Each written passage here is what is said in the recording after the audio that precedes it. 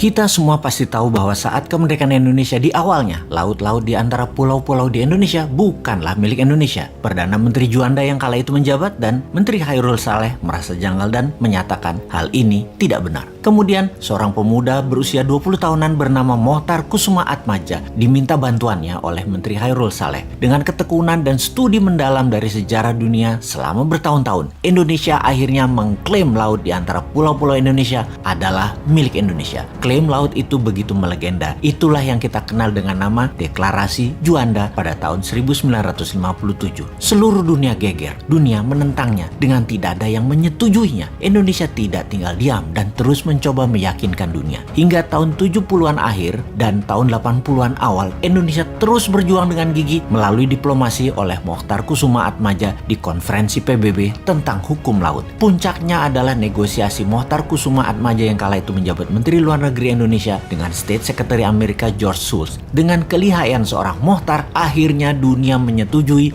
bahwa Indonesia adalah negara kepulauan dan laut di antara pulau-pulau adalah laut milik Indonesia. Semua itu tertera dalam putusan Konvensi Hukum Laut UNCLOS atau United Nations Convention on the Law of the Sea. Waktu berjalan hingga lebih 30 tahun saat ini, di mana baru-baru ini seorang pakar hukum laut Profesor Myron Norquist menyatakan dulu ada seorang Indonesia yang bernama Mohtar. Ketika dia bicara, semua orang bergetar. Salut dan respek kita untuk pahlawan maritim Indonesia, Bapak Mohtar Kusumaatmadja. Kemudian kita harus bagaimana? Ketika nanti Newmind mendapat mandat, perjuangan Pak Mohtar Kusumaatmadja akan kita lanjutkan dengan lobi tingkat dunia. Deklarasi Juanda dilanjutkan dengan Deklarasi Daulat Maritim, di mana seluruh kapal baik komersial, kapal pribadi maupun militer yang melewati laut di tengah pulau-pulau Indonesia, terutama kapal niaga, harus bayar asuransi. Asuransi senilai 0,5% dari nilai barang yang diangkut. Ketika telah membayar pajak, ada bendera dinaikkan di ujung tiang kapal tersebut, semacam materai yang artinya sudah taat bayar cukai asuransi Indonesia. Dunia akan marah, ya iyalah, tapi kita harus bisa bagi-bagi permen. Kita harus pandai berbagi. Singapura dan Malaysia misalnya dapat 5-10%. Amerika dan Tiongkok dapat 10-20%. Indonesia ya tetap dapat 60-70%. Inilah misi Indonesia baru yang akan membuat Indonesia berdaulat. Semua itu berbeda dengan yang menjabat saat ini. Konsep bernegara yang tidak bergantung uang asing seperti yang dikerjakan pejabat penuh prestasi yang katanya adalah pejabat satu-satunya yang paling pinter urusan keuangan,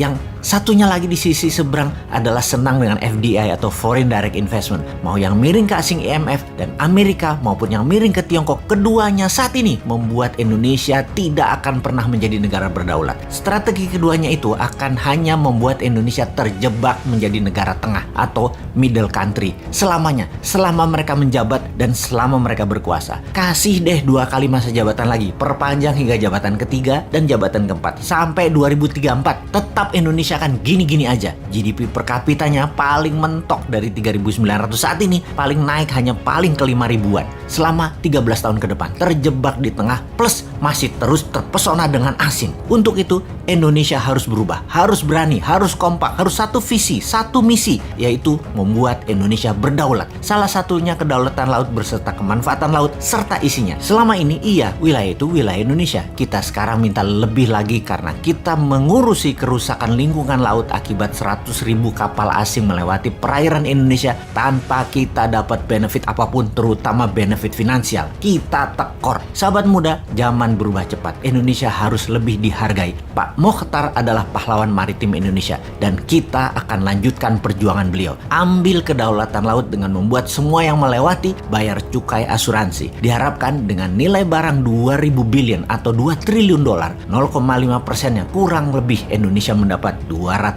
triliunan rupiah per tahunnya. Lumayanlah buat nyicilin hutang pejabat lama yang bisanya ngutang dengan etalase membangun pakai dana asing plus dilengkapi pasukan media buzzer sebagai alat pembenaran agar terlihat sukses. Intinya semua yang dikerjakan sekarang yang penting jadi sohor dan populer. Hutang kan yang bayar Newmind nantinya.